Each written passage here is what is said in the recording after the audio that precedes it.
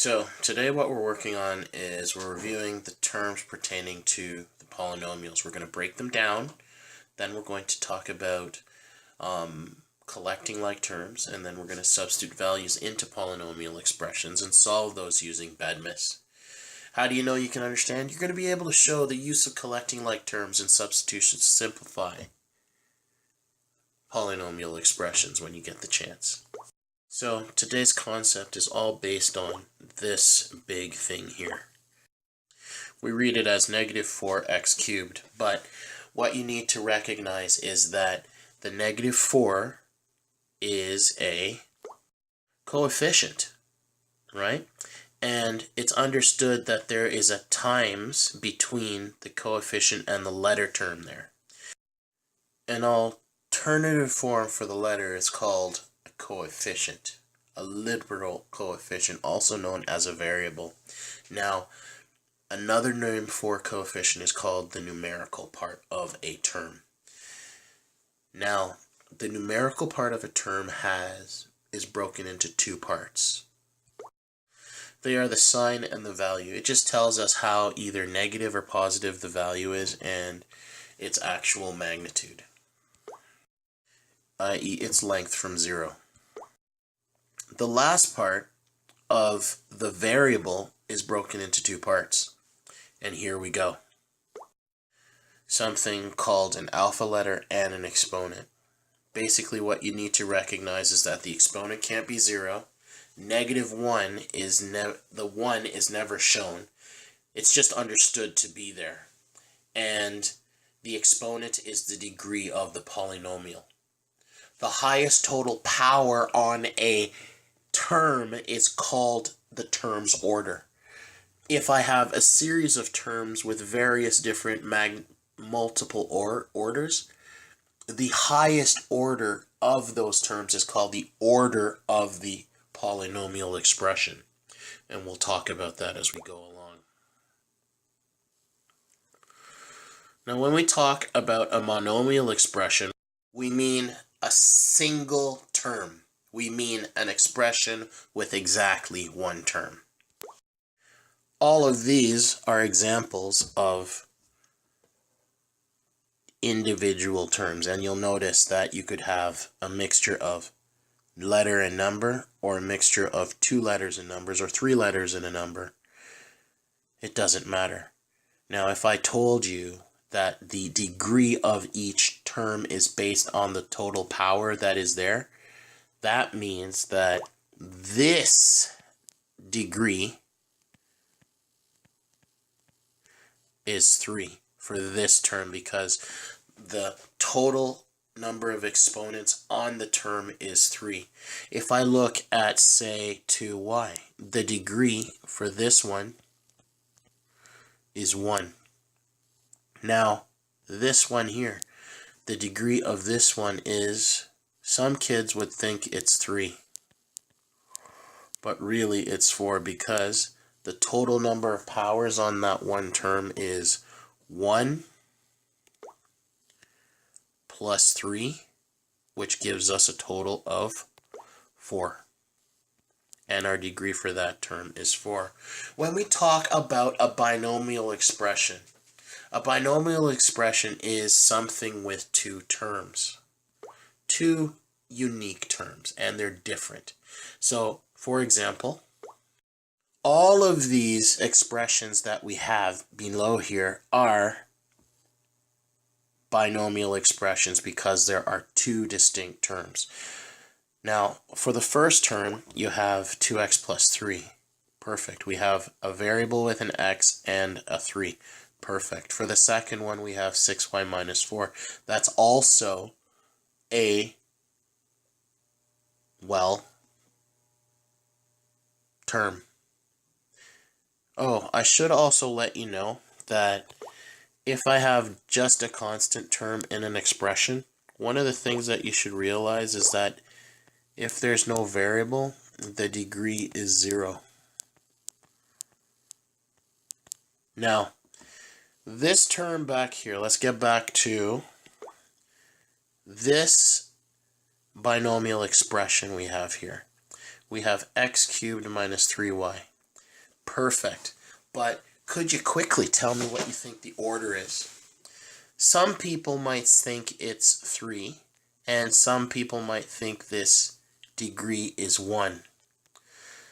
Basically, what you have to understand is that when we're doing this, we figure out what the maximum degree for all the terms is. The maximum degree in this expression here is degree 3. So the overall expression is degree 3. If I look at this last term over here, this last expression over here, we have x cubed y plus 3x squared. Remember, we have to total all of the exponents in a term in order to find its degree. So for the first term, we have x cubed y, so its total degree is 4. This one here, its total degree is 2. So the overall degree for the expression is degree 4. And these ones here are degree 1.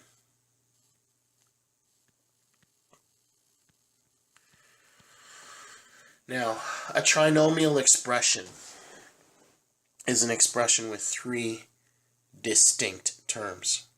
Here are examples. And there we have our 3 examples. Pause for a moment and tell me what the degree of both of these equations are, both of these expressions are. So the first one is degree 1. And the reason why that is because the maximum degree here is 1. There's a 0 degree and a 1 here. So its overall, its maximum degree is 1, so the degree of this expression is 1. This one here has a maximum power of 2, this has a degree of 1, and this also has a degree of 0. So the maximum degree is 2. So we say the degree of this expression is 2. I'd like to know which terms are like. So I'll highlight terms in the same color. So basically, let's see, this xy and yx are the same because multiplication is just reversible. Okay, so you can have yx and xy being the same. So 3xy and minus 3yx are the same type of term. These two terms are also the same because they both have the same power of x, identical. And then these are also the same. The big idea is that terms are alike if they have the same variable and power. Maybe we should say vars instead. Let's move on to our first difficult topic. So now what we're going to do is we're going to apply the distributive law. So recall the distributive law is this. Suppose I have A times B plus C. That's the same as saying A applying to B and applying to C, which comes out to be AB plus AC. This is what we call the distributive law.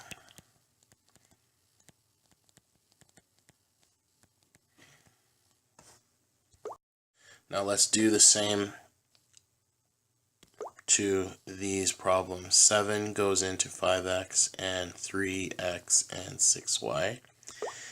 And then we'll do that first and then we'll take a look at the rest. So now we have 35xy minus 21x plus 42y. Now, the minus sign really means -1, and then we're going to apply it to everything on the inside of this bracket. So we're going to end up with, well, negative x plus 8xy. Notice how it says yx, and I've changed it to xy. And the reason why we're doing that is because humans are really good at pattern matching, so why not make the patterns the same for everyone? Put all your variables in alphabetical order. And then -4y. Now the how and the why of this problem is you're actually using distributive law.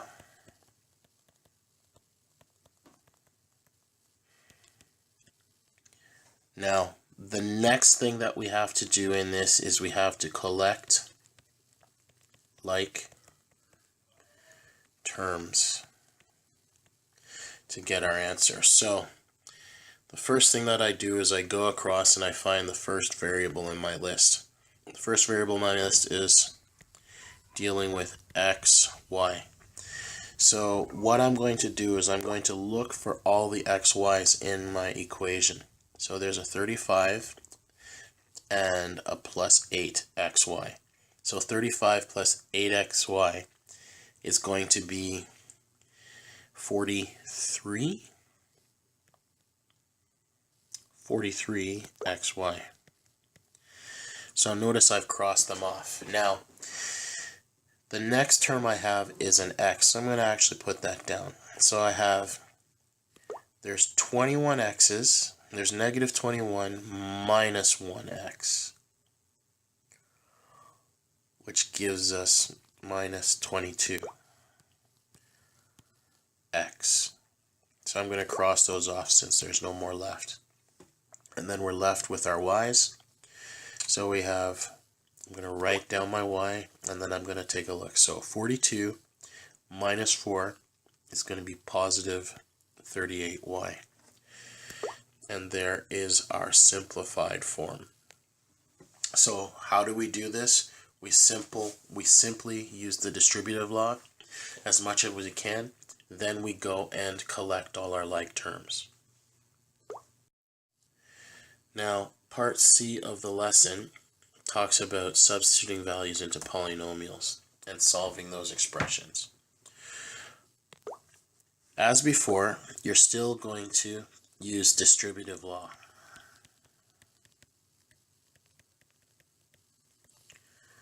To simplify your work first. Then you will collect your like terms.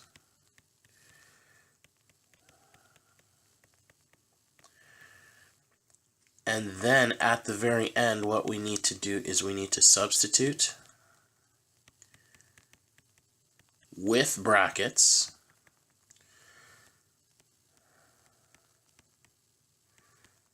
and simplify to get our answer.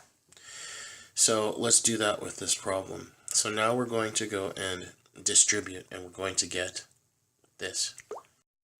So that's what we get when we distribute. We get minus 36xy plus 8x minus 20y minus 12 plus 24 and all that other business. Now let's collect our like terms. So we have negative 36 and positive 24 gives us negative 12 xy. So for our x's, we're going to get negative 4 x. And for our y's, and we get negative 44y. Now let's substitute those numbers of x is negative 2 and y is negative 7 into those brackets. So if you want to be sophisticated about this, this part here can be multiplied together. This part here from the minus 4 bracket 2 can be multiplied together. And then this part here all the way to here can be multiplied together. Now, when you multiply negative 12 times negative 2 times negative 7, you're going to get negative 68. When we take negative 4 and multiply it by positive 2, we get positive 8. Oh, that's actually 168 at the beginning. Plus 308, which gives us a total of 148 as our answer. I just take a moment and write that down, pause the video, and write all this down. So, a long time ago when you studied exponents rules, we studied what happens when we multiply two exponents. If we multiplied two exponents, we had the following. If we had a to the m times a to the n, we got a to the m plus n. So, what we did was we literally just added our exponents. The next term that we did was we took a look at what happened when we had either a division. If we had a to the m divided by a to the n, it really resulted into the subtracting of our exponents. And then we also looked at a to the m raised to the n, and we basically multiplied our exponents. Now, we're going to use these rules to do all our math.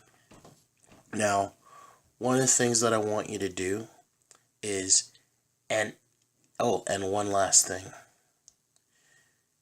If I have some variable, if there is no exponent on it, the understood exponent is 1.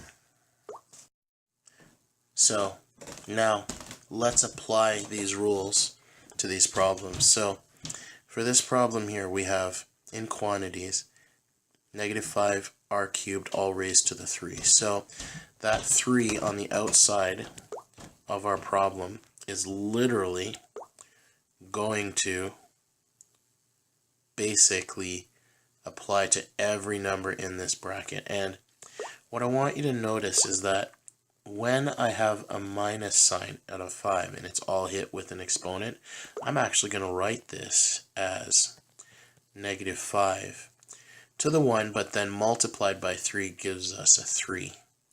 And then we have r to the 9.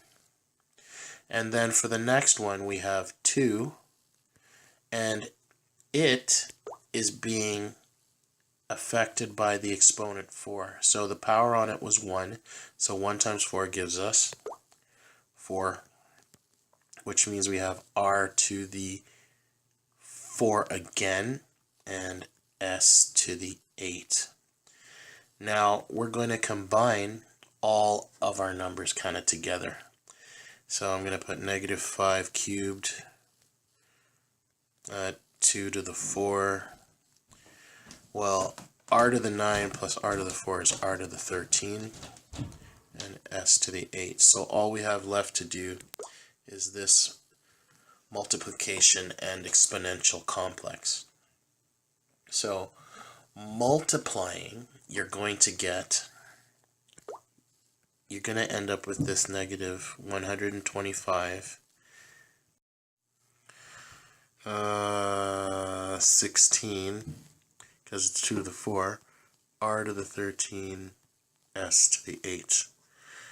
Continue, and you're going to end up with 2,000, and it's going to be negative r to the 13, s to the 8. Now, I'm just going to split this problem up in two so they're not interfering with each other. This next problem has fractions, and boy do we hate fractions sometimes. So I want you to imagine you're going to simplify as much as you can before you do anything else. So I'm actually going to go and cancel the 48 and the 3. 48 and the 3 is going to be, well, a 16 and a negative 1. And then what we're going to do is we're going to look at the fact that we are literally dividing exponents here. Okay, so this means we're going to be subtracting our things here. So I'm actually going to write my basic equation as negative 16, because 16 divided by negative 1 is negative 16. And then we have some power of a. So 6 minus 5 is 1. And b to the 5 is our final one. Now the reason why we had that was because we had 8 minus 3, and then this one was 6 minus 5 because of our division rule. Now let's do this last problem here. This next problem here requires us to pull out a 2y from the top. So let's do that. Let's pull out 2y from the top. Okay, so we're going to factor out a 2y. So we're going to have, I'll put it in blue, 2y, and you got to tell me what's left over. So if you think about it, we have 16 divided by 16 x squared y divided by 2y. That's going to leave you with 8x squared. Now one of the y's go away, so you're left with a y. Then you do that again for 24xy, and you're going to be left with 12x. And then you're going to do that one more time for our final problem, 4y to the 4. So 2 is divided, 4 is divided, gives us a 2, and then we have a y cubed all over, well, 2y. Well, isn't that convenient? We have something that cancels 2y and 2y cancel out, and we're left with this 8x squared y plus 12x plus 2y cubed, and we're going to put the caveat that y cannot equal 0. So essentially here, y could be 0, and we know that in mathematics, dividing by 0 causes some serious issues. So I want you to make sure that if you ever divide by something that could be 0, like a variable or a letter, I want you to make sure that you say at the end, after you've got your simplified, factored, rational equation, you're going to go and tell me that your final restriction is y is not equal to 0 or x minus y cannot equal 0. So what you need to realize is that when we have multiplication of two exponents, we add the exponents. When we have division of exponents, we subtract the exponents. When we have power of power, we do the same. But the last thing that you should remember is that when we divide out a letter or a variable, we need to say that we, as part of our final solution, that variable is not equal to 0. And that's your homework for the day. Those two packages will be available to you online. Good luck!